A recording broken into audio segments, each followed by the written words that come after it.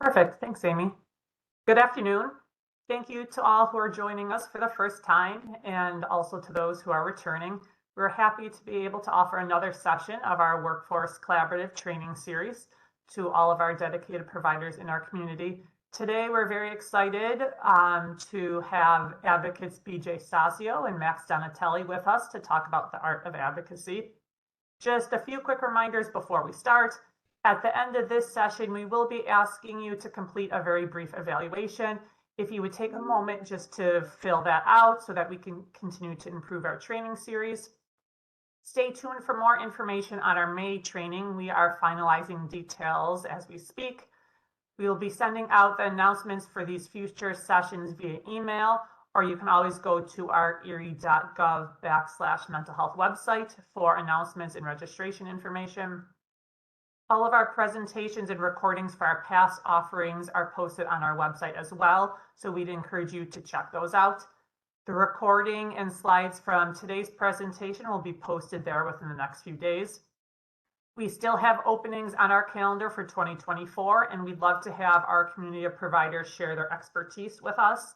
If you are interested in doing a 1-hour presentation, or if you're interested in a particular topic, please indicate that on the evaluation, or you can contact Amy at amy.rockwood@erie.gov.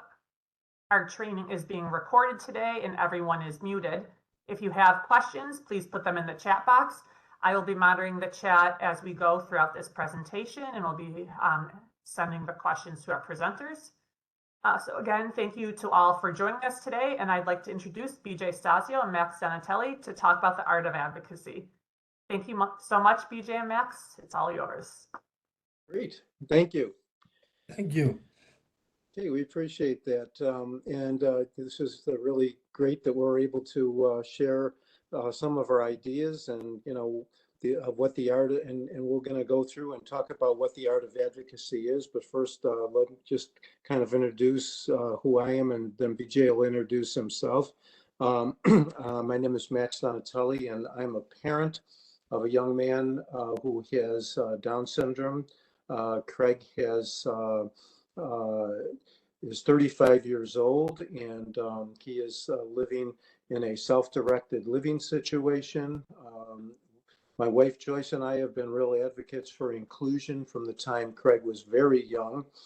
We've learned a lot about advocacy over these many years, and really want to be able to share some of the things that we've learned. And I was very fortunate to be able to meet up with BJ Stasio, who's going to introduce himself as a person with a disability. And I've learned a ton of things from BJ, and through interactions that we've had together, we've developed this art of advocacy, which we're going to present to you today. BJ?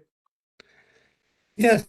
Hello, everyone. My name is BJ Stasio. I'm currently a Sandy's board member, community service board for Erie County vice chair. Max is the chairperson, and I'm on many boards and committees. Too many to talk about. It would probably take the full hour, but I'm currently a Sandy's board member, finishing up my Sandy's term as a board member. Who knows what the future will bring? I'm a Disability Mentoring Hall of Famer, and glad to be bringing Art of Advocacy to you today.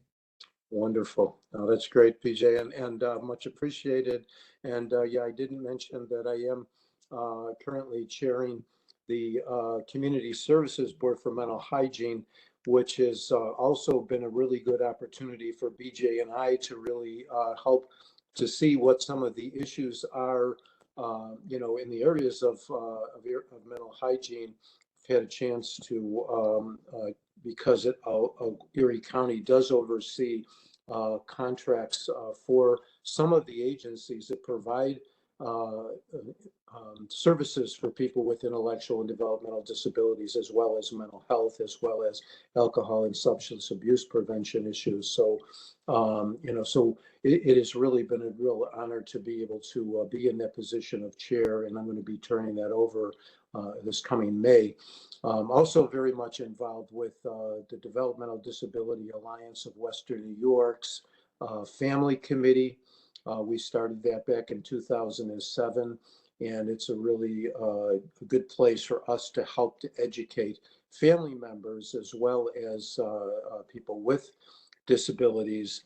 And we're going to be having our next meeting this coming May 21st, and it's going to be the same day also that Developmental Disabilities Day is in Niagara Falls, which hopefully if people are interested, we can send information on that. But that's a very big event for people with disabilities as well as family members and allies. So anyway, Art of Advocacy.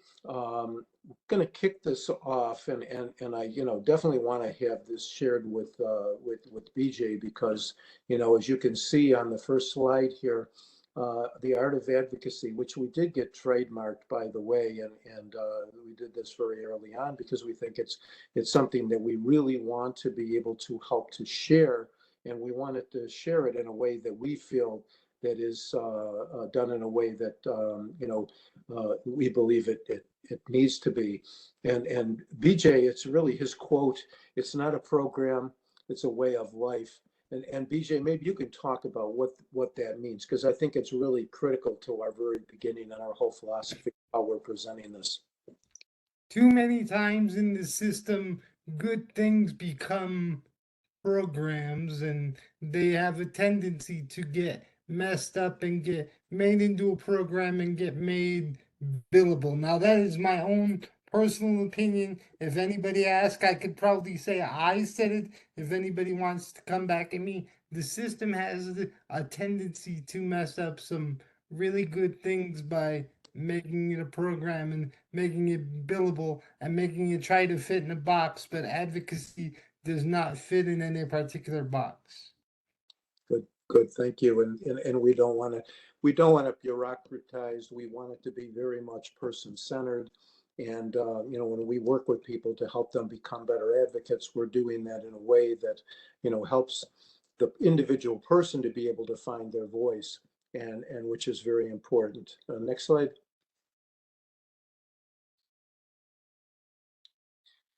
The Art of Advocacy is basically what we want to do is we're assuring the rights of people with intellectual and developmental disabilities. And we also do work with agencies that do work with people that have mental health challenges as well, because many times that's not as clearly defined. Sometimes people have intellectual developmental disabilities and also have mental health issues as well. And sometimes they may have mental health issues and they need to be able to learn how to advocate for themselves as well as family members.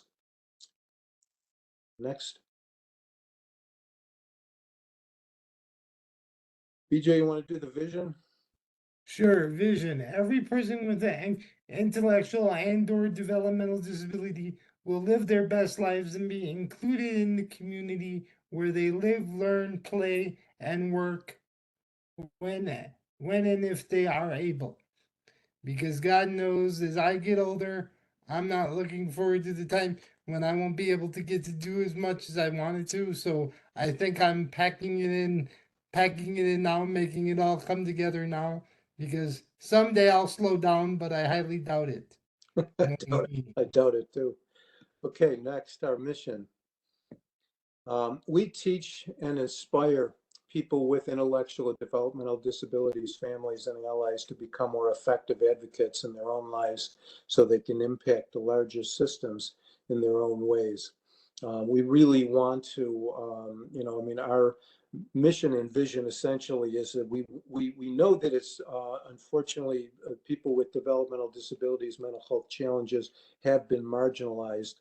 And and it's only been through efforts of some of the people that came before us that have really helped there to be laws on the books and regulations that are there that really help us, to be able to help our loved ones and also ourselves if we're people with disabilities.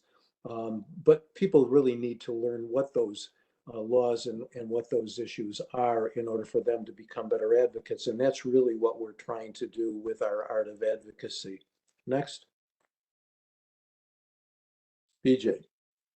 Oh yes, my good friend Judy. This is one of my favorite quotes by her. I even have a hoodie that says that.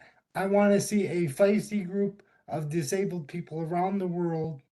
If you don't respect yourself, and if you don't demand what you believe in for yourself, you're not gonna get it. Like, yeah, I think about myself. Like, when I hear a no, I always say no doesn't mean no, it just means not now. Because I come back at whoever told me no with another question, and hopefully soon we can make it into a yes, not only for myself, but for other people. And that's what I want to see when it comes to advocacy in the future. I don't want it to be me and Max always at the rallies. I want to see new advocates and speaking and telling their story. It all happens when you tell your story. Change happens when you tell your story. I truly believe that. And you know, and Judy Heumann definitely was one of the pioneers too in really helping the movement of people with intellectual and developmental disabilities, you know, really come about. And it was through some of her strong advocacy, along with other folks that she worked with, that really helped to, you know, the laws that are on the books, Section 504 of the Rehabilitation laws, the ADA, the Americans with Disabilities Act, and the Individuals with Disabilities Education Act, have all come out about as a result of the advocacy and strong advocacy that they did. And Judy is certainly one of those heroes. She unfortunately passed away last March, March before last. They celebrated 1 year, March 4th. And BJ, why is it March 4th? Because Judy's niece said during the service that now we can all go March 4th in Aunt Judy's honor. That's what she would want us to do, go march and March 4th and create change. So it's kind of apropos that she died on that day. Yeah. Because I'll always remember to March 4th and keep marching for change. Right, right. And we also, one of the things that we do when people are really starting to wanting to be advocates to work with us to become, to increase their skills, is we want them to watch a movie that she's a very big part of, and it's called CRIP Camp, CRIP, CRIP Camp, the Disability Revolution. And you know, we can share that video. It's on YouTube, and it is one that's very inspiring and really shows how difficult it was for them to be able to get those laws on the books and to get the attention of the administration at the federal level, in order for those things to you know, to be able to change. And it was with a lot of work and a lot of inspiration and leadership that she and others showed. And you know, that's why we really want folks to be able to see that, to realize that you know, these things aren't going to be there unless people really know how to use and understand the laws, and how to be able to advocate to be able to get the kind of things that they need, either for themselves or for their loved ones or people that they care about. Next. Okay, we basically want to teach the art of advocacy, why we do it. It's really important as to why we do it. We've already started to talk about that from BJ's and my perspective. How we teach is really, you know, we'll talk about that as, you know, as we go on here. We're hoping that what you're going to learn is that there are ways to be able to advocate to get the kind of things that you need, and how systems can change. Many times the systems change very slowly, as people will probably know, but they can change. And they only change, and change comes about because people are able to help to make that happen. We'll talk a little bit about our successes, the organizations that we've been working with, as well as how you can find an organization that is already working with us, or ones that may be interested in working with us. I was just talking with somebody before the meeting today that's with a network, a neurodiversity network, that may be interested in wanting to work with us. And I learned a lot of things just in a short conversation with her about the autism issues of autism and neurodiversity and some of the different approaches. So we're really looking to work with different organizations because the kind of advocacy is going to be different depending on the people that are there and the issues that they're dealing with. And then we're going to talk about next steps and how we may be able to work with you and with your organization. Next. BJ. Let me see if I can make that bigger for myself. Hold on a second here. Oh, too big. Can you take that one, Max? Too Yeah, small. oh, absolutely. Oh, no question. Yeah, why the Art of Advocacy? It's really important that we talk about why we're doing this. For years, people with intellectual and developmental disabilities, families and allies have had to fight for their rights and their rightful places in their communities. And we did refer to that somewhat with, some of the work that Judy Heumann and others have done before us.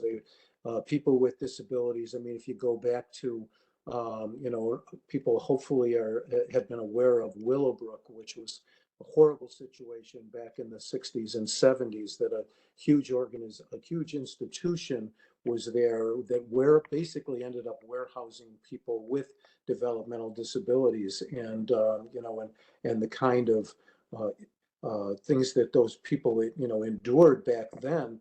I mean, they were just basically taken out of their communities because people in the medical profession at the time said it was the best thing for families to do with these people with developmental disabilities rather than trying to keep them at home, but just to send them to this place that was in New York City, Staten Island. And they were basically warehoused. It was, way over capacity, and it was just horrible living conditions. And Crib Cab, the movie I mentioned to you, also does refer to and talks about Willowbrook and the horrors of what those people lived through back then. Landmark decisions at the federal level have come about only because advocates have been able to help assure their civil rights. And we can become effective advocates, but each person really needs to be able to find their own voices. And that's really what we're trying to do with the Art of Advocacy, is helping people with developmental disabilities and mental health challenges how to find their own voices and be able to express what their needs are, what their hopes are, what their dreams are. Next. I got this one, Max. Okay. Each person is unique. We all have different gifts. We all have different talents. The Art of Advocacy will allow you to learn at your own pace. There is no timeline for completion. We all learn throughout life. Yeah, everything I know, I've learned from everybody I've had exposure to. I just didn't wake up one day and said I'm going to be this advocate who fights for change. I had to take pieces of what I learned from all the people who came into my life and kind of make it what it's going to be. Consider your life as a canvas. We each have the power inside of us to paint the picture the way we want it to look, because we can say we want a person-centered life, but the system kind of has to be willing to change to do that, because the system, in my opinion, spends too much time trying to be something that it should have been a long time ago, like person centered. Like if you think about a person with a disability or a mental health challenge, it's about the person, isn't it? It's not about what the system can do for that person. See, the system spends so much time trying to fit us all in these particular little boxes based on what your condition is, and sometimes some of us, like myself, choose to break out of the box and stretch the box a little bit, but that's just me. No, that's well, and it's really something that's really needed, and that's why we're really wanting to, help inspire folks to, to know that you can really help to assure that your life can become better, and and really being able to find your voice is at least a start in being able to reach the kind of things that you want to reach, and to be able to have your best life. And that's really why we've started the Art of Advocacy. And again, BJ and I think have been doing this for quite some time, and we want to be able to try to help to teach and this to other folks, as well as we're also learning along the way too, like I mentioned earlier with the conversation I had this morning. Next.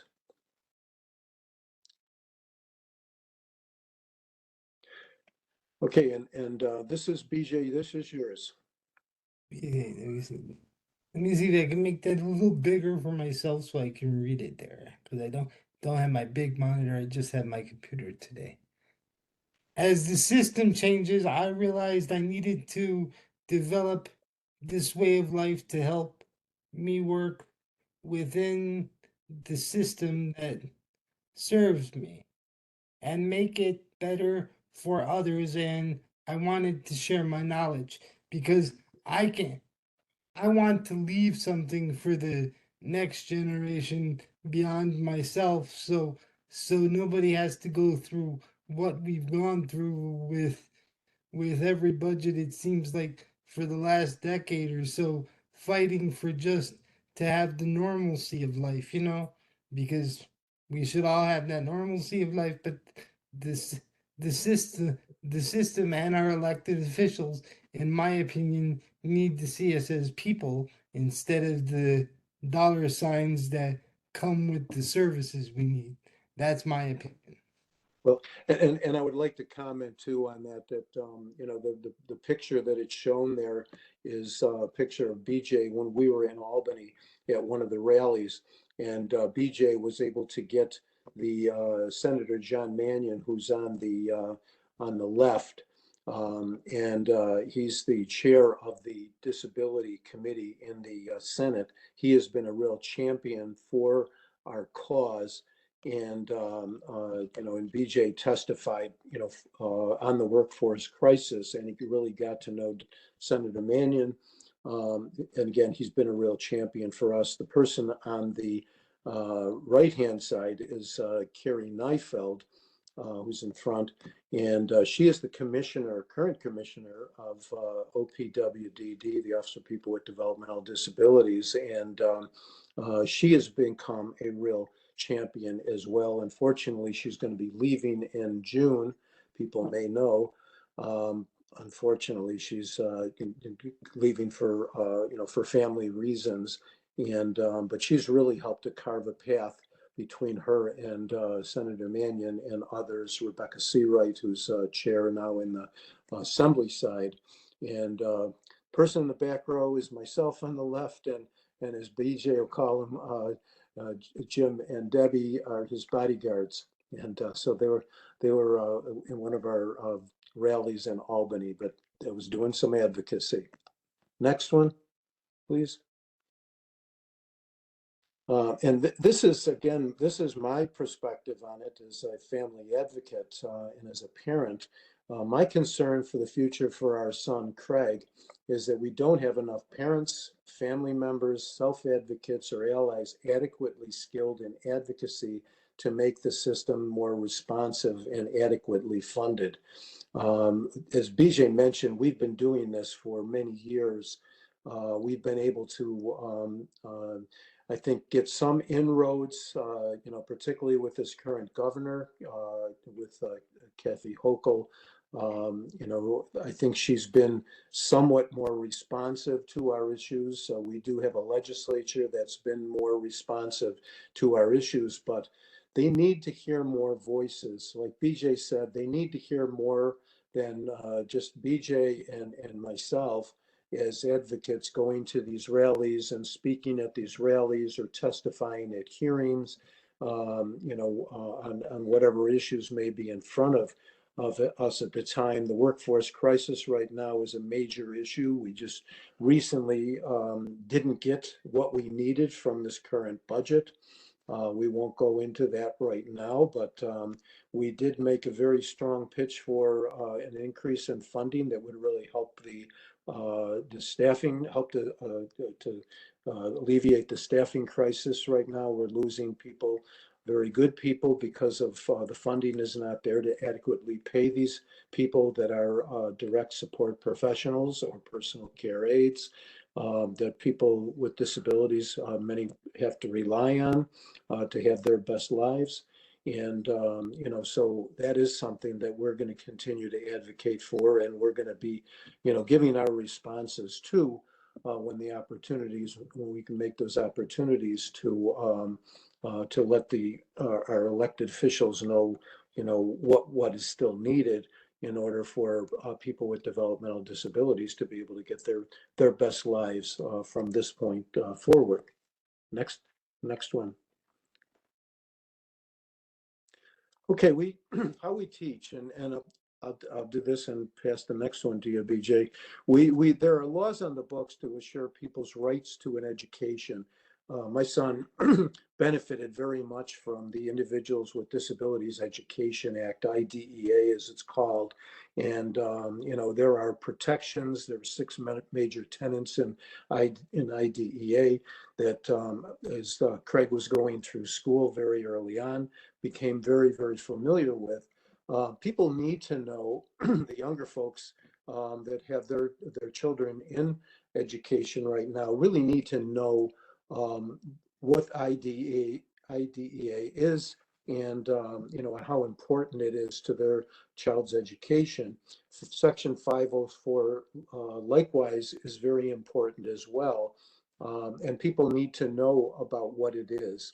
And if their child has special education needs, potentially, or developmental disabilities, and included also in their communities, to be able to be included, the Olmstead decision, which is one on rights of where people can live, and and be included in their communities, as well as the Americans with Disabilities Act, which deals with all kinds of quality of life issues as well, things like accessibilities to buildings, accessibilities to transportation, and being able to be able to access things that everybody else can access, like media, and having accommodations for people with sight challenges or hearing challenges or whatever those things might be.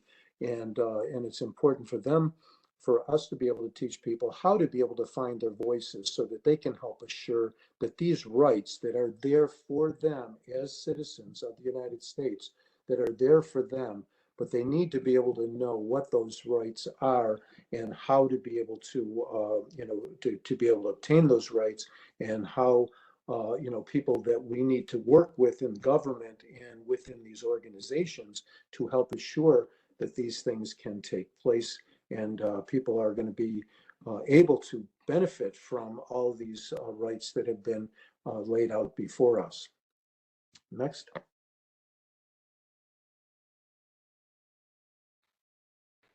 How we teach. In addition, services and accommodation need to be available, so funding and public policy needs to be adequate.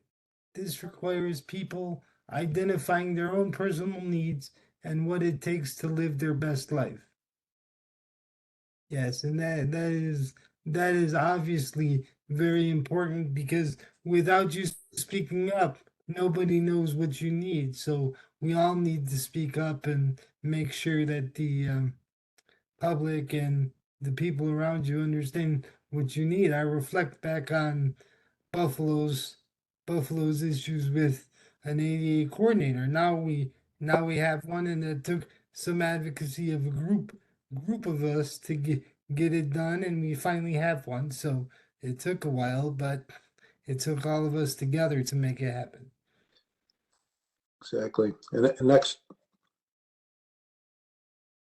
Okay, and this one, how we teach, the Art of Advocacy offers resources for personal support, such as how to find your voice, how to tell your story, how to identify effective ways to live your best life, as well as how to become more effective in overcoming barriers for those that can do system advocacy. Not everybody is going to be able to do system advocacy. If somebody that we're working with or the organization that we work with, if that person is able to get their own needs met, that's success. And that may be what they're able to do, and that's okay.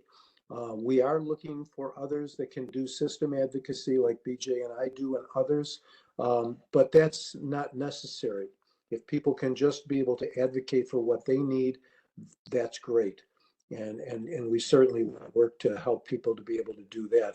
I did see something that just caught my eye that, regarding refugees, because that is a whole different situation, and one that we want to be able to work with those organizations that are working with the refugees, such as, Journey's End and with Jewish Family Services and Catholic Charities and others. We are looking to, to expand who we are working with in the different organizations that are working with those unique kinds of situations, because them being a migrant coming in and having a child with disabilities or themselves having a disability is a major challenge, not just the language issues, but also then having to deal with, the disabilities issues, which is, certainly a whole different area that we would need to, be able to talk about it another time. But it's certainly a challenge, and we want to work with those kind of organizations.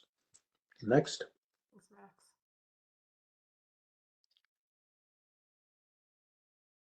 Okay, BJ. Yeah, let me just move it over there. It's cut off to me because I made it so big. Let me just. Okay.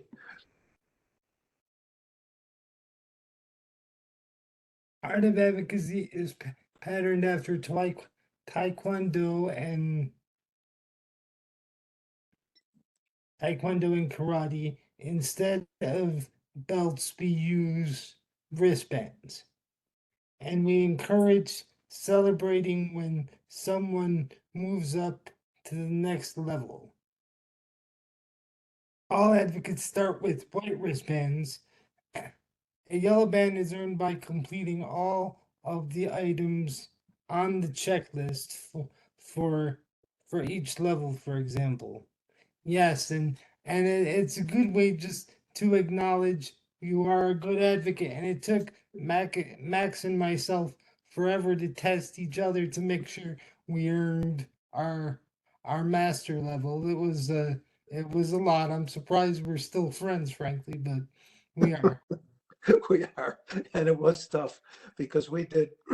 Um, we're using the model of Taekwondo and karate. I do say, that my son and I, Craig and I, did take Taekwondo a number of years ago, and it's really a good model in a lot of ways, because you're just not learning something like a training, which is, kind of a one and done kind of a thing. And it's not to take away from good trainings, because good training certainly can be very helpful. But what we're trying to do is help people to be able to build on skills like you do in Taekwondo. We had to go from having our white belts, learning what we needed to get our yellow, and so on and so on. And we were working on our black belts, before Craig kind of got a little bored with it. And I would say it's a little expensive as well. But it was really good because you build on skills. And, that's one of the things that I really like about this, is that we're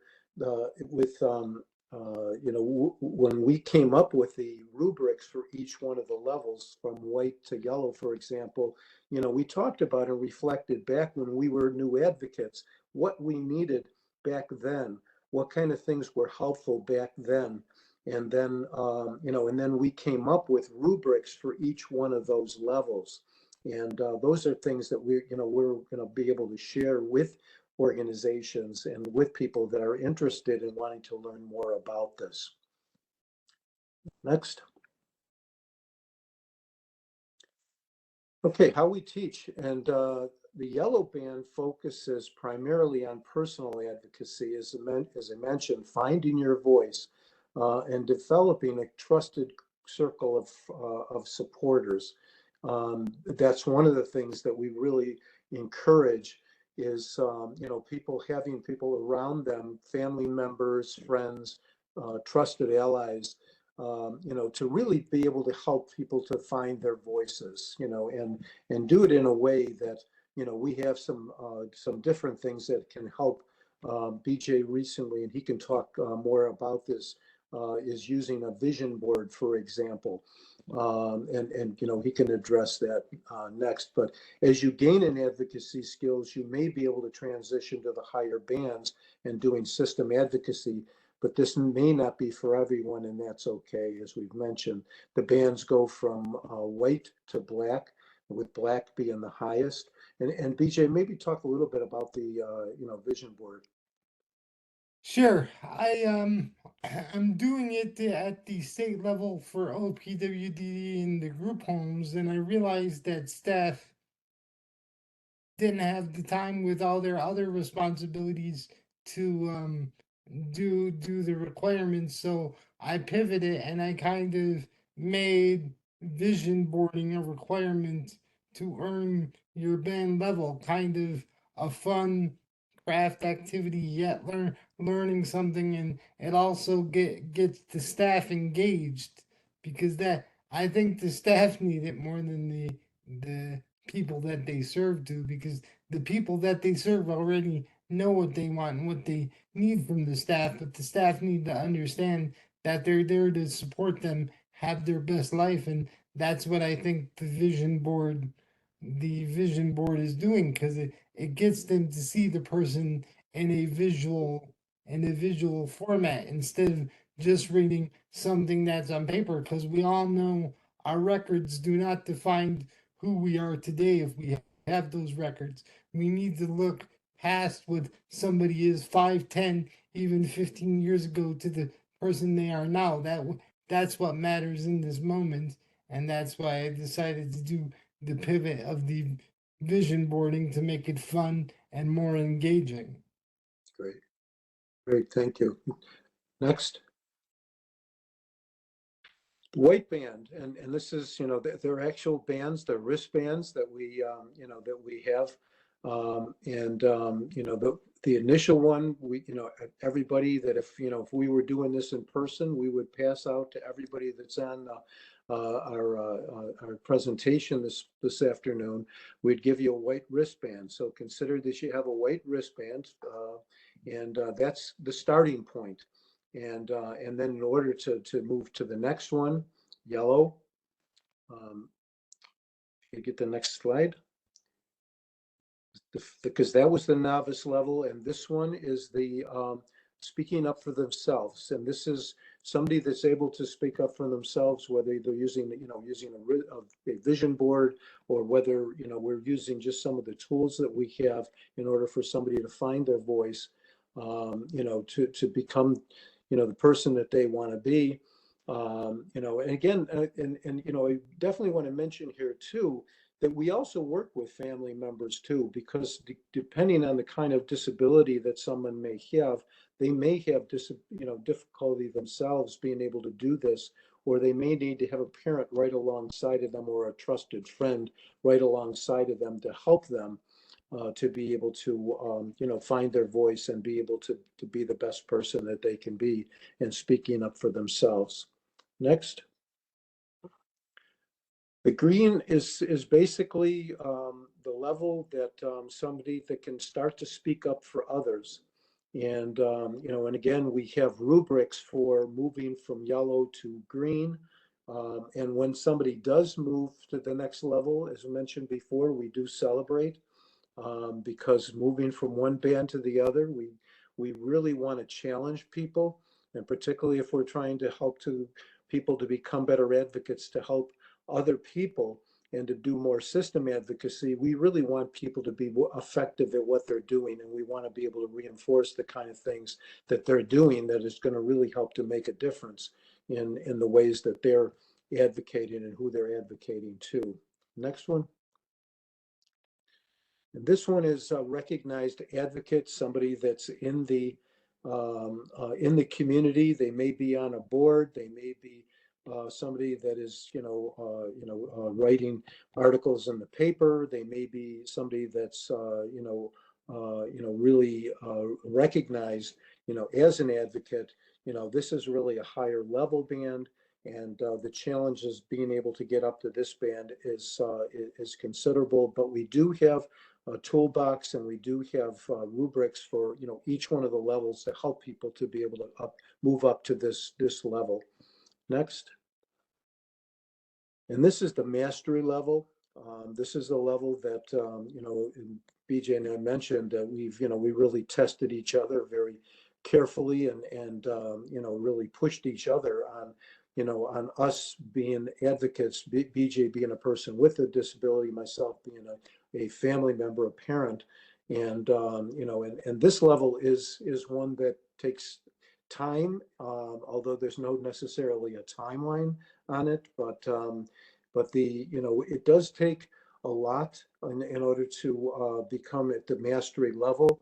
But a person at the mastery level is somebody like BJ is recognized literally at the national level. He's done keynotes. He just came back recently from Miami Beach, Florida, doing a keynote for a national organization. And so he's definitely clearly at the mastery level. And so we do have a couple of folks so far that have earned their black levels. But it's one that is really difficult. It's challenging, and we want people that are at this level to really be effective and really being able to help be change agents. And that's really what we're hoping to do with the advocacy that we're doing, is helping the system to be more responsive as well as better funded in order for people to be able to live their best lives. Next.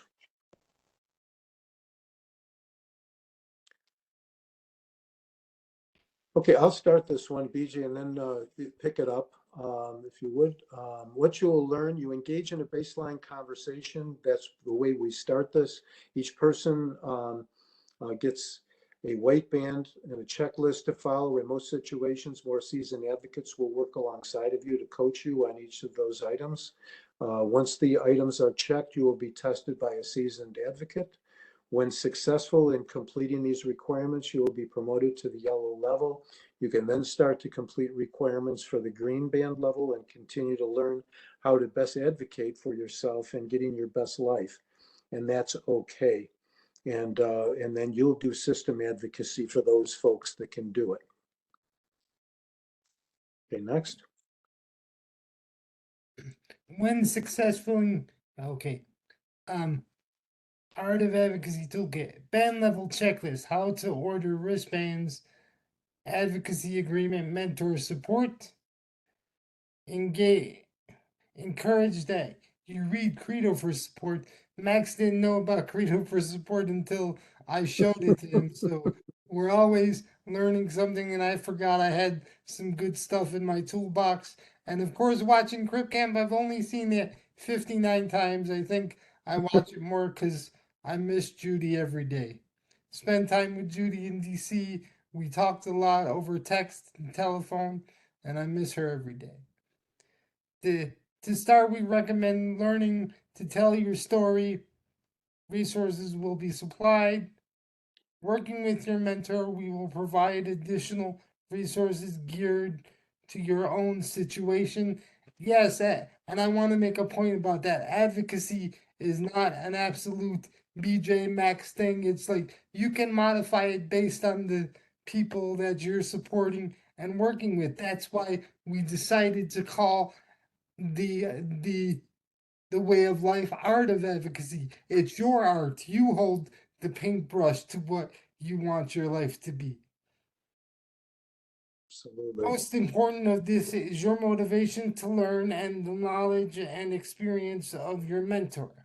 A friendly reminder, everyone learns at their own pace, and their resources might have to be different based on your needs as a new advocate, and everybody is at an equal level no matter what band that they earn, because we're there to support each other through the advocacy journey that each of us is experiencing. I'm learning new and different things every day. I think one of the things I always say that I learned is patience. And Max has been a great partner in teaching me patience, because there are days I would call Max and go, I really want to do this. And Max is like, think about what you're going to do before you do it, because I am a hot-headed advocate sometimes. And Max is kind of the voice of reason. Just let's think about it before you do it. So patience is a good thing to have in my toolkit. Yep. Well, and and I've learned some of the things from BJ too, that sometimes you have to push hard too. And you know, and that's one of the things that, you know, I think one of the badges of you know, of that BJ has earned, and that was when he met with Judy Human. He said that, you know, she said to him that he's a badass advocate like she was. And so, you know, sometimes you have to push, sometimes you do have to be a little impatient, but you don't want to be too hot-headed, you know, when you go into a meeting, because sometimes you end up losing your effectiveness. And we'll try to help work with folks to help with that. Next one. Okay, well, successes. We've been working with People Inc. And actually they're doing a pilot program, you know, on the project with Art of Advocacy. We've been working with Person-Centered Services, which is care coordination agency. And we actually have been working with their training department. We're working with them. We're on their advisory board, and they've been very helpful in, you know, in moving forward with, you know, with the Art of Advocacy. As BJ mentioned, he's been working with the OPWDD state-operated individual residential alternatives, also known as group homes. We've been working with the ARCs of several of the ARCs with of New York, working with the New York Alliance for Inclusion and Innovation, and working with Best Self. We have done some work with them with their peer support. Next.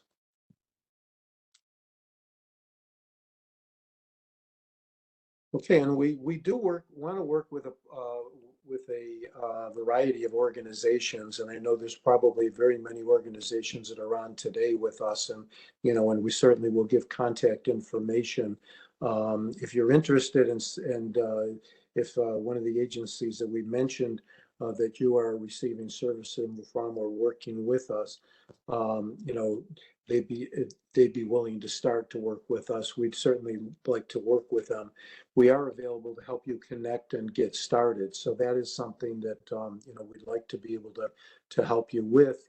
And, you know, some of the organizations that we haven't been working with so far, like I mentioned, possibility of, let's say, Journey's End, or other organizations that are working specifically with refugee organizations, we certainly be willing to look at, you know, working with them. We are in the process right now of developing a 501c3 for the Art of Advocacy, because we'd like to build it out. We'd like to have more of a social media presence, websites, you know, and so on. But that's something that we're in the process of building right now. Next. Okay, I know we're getting close to the end here, but I'll take this if that's okay, BJ. Once again, the Art of Advocacy is not a program, it's a way of life. We are all the paintbrushes. We paint the canvases of our lives. As BJ mentioned before, we need to support one another and other advocates and those that can't advocate for themselves, because you know that many of the advocates, unfortunately, because of their disability, they may not be able to talk. They may not be able to really advocate for themselves, and they may really need a lot of help from family members and trusted friends.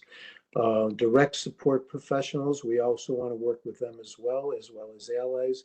It may take many voices to make the system change, and we want you to be a part of this. We are working with a number of organizations that can help you support your learning more about the Art of Advocacy, and we want to thank you for your time, and that we can help you to find a resource and help you to get started. BJ, next. Yeah. That's our contact information there. So please contact us. We also have our Art of Advocacy page on Facebook, and I'm all over TikTok doing things with the Art of Advocacy, Yes, putting my own spin on it. So, you know, come use us as resources. Use the knowledge we have to help you build the next generation of advocates, either in yourself or somebody you support or somebody you know. That's what we're here for. That's what I want to do. That's what I know Max wants to do. So I think we'll take some questions now. great. Thank you so much, Max and BJ. Please feel free to chat in your questions. We do have a few minutes here, so we'd welcome any questions. Amy did post the link for our evaluation, so please complete that as well. But if you want to take a minute and type in any questions, we'll be here.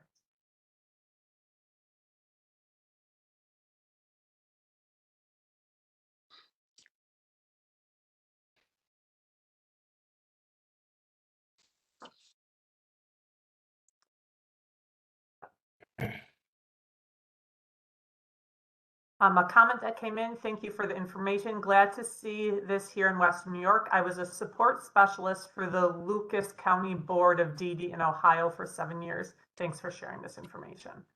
Great.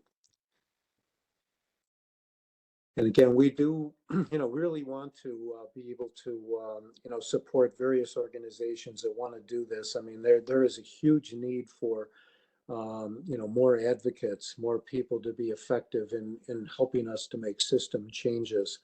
And, so this is something that we are, very near and dear to my heart. And I know that it is to BJ as well. We're worried about the future of the system and what that system is going to look like 5-10 years down the road. And we want to be able to have an impact on it that's reflective of the people that are receiving supports and receiving the services, and that it's not program centered, but it needs to be person centered. There was one question that came in. Do you also work with mental health advocacy? Yeah, we did do one of the presentations with the peer supports with the Best Self peer support program, and they really seem to get some things out of it. And we really want to continue to work with organizations, that are providing supports for people with with mental illness challenges as well. Peer support organizations. We definitely want to be able to do that. That's why, certainly we've started with people with intellectual developmental disabilities, because that's each of, my son does have intellectual disability, and BJ has a physical developmental disability. But we certainly know that, people with mental health challenges do need to be able to help find their voices as well. People that are neurodiverse, people on the autism spectrum that may not be identified as, having a developmental disability for whatever reason. So, we're very open to working with various organizations and groups, that are dedicated to, helping people to be having their better lives and to be able to affect change within the systems. And, as people know, it is very difficult to do that. And, and so we want to be able to help people to become empowered, and people become empowered when many times they're given the tools. And like BJ said before, it's not how, BJ or I do our advocacy. It's really helping people to learn how they can do their own advocacy and how they can get people to listen to their issues, how they can really get the kind of things that they need to have their better lives, how they can help to have other people get the kind of things that they need. And, so that's really what we're trying to do, is to help people to be able to articulate, those things that are important to them as a person. And like we said, and we keep going back to it, really is an art. We just hope that we have the right kind of tools that are going to be able to help those that are, that are in situations where they're not getting what they need. And that we're hoping that we can help more people, with this model, that's not just a one and done, but it's one that we really work with and hope to help people to build on their skills. Great, thanks, Max. One last question that came in and a comment. Great presentation, Max and BJ, she said. Do you know about how many people are involved in the Art of Advocacy? Right now, BJ, you may have, I think we've been kind of working, since there's only the two of us, mentioned that, with this, there's the two of us, but we've really been trying to push it out to others. And I would say probably now we're probably at about, I'd say probably touched at least 30 to 50 right now, that we've been able to. I just met with a group, one of the ARCs of Orleans and Allegheny, and they've already gotten the groups, the ones that they've been working with, they've already gotten their yellow bands. And, so there are a number, that's something we're hoping to do as we start to build this out, is to start to be able to take numbers and to be able to see how many, we actually have. At this point, it's, I don't know, BJ, how many people that you're working with directly? About 50 in state operations myself. So we're Wow. it's moving. Yep. And again, everybody's got different challenges, different disabilities, different, different situations that they're in. Some are in group homes, some are in the communities, living with their families, and we're hoping to be able to touch as many as we can that are interested in wanting to, to learn more about what advocacy is and how they can be more effective in their own lives. Great, thanks. A lot of good feedback here in the chat on the presentation.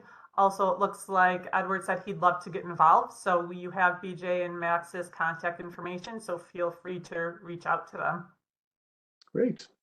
Well, it's been a real pleasure to be able to do this and to be able to, to talk about this, because it is something that we want to be able to build it out and to reach more people. The more organizations we work with, the more people we're going to be able to help to touch.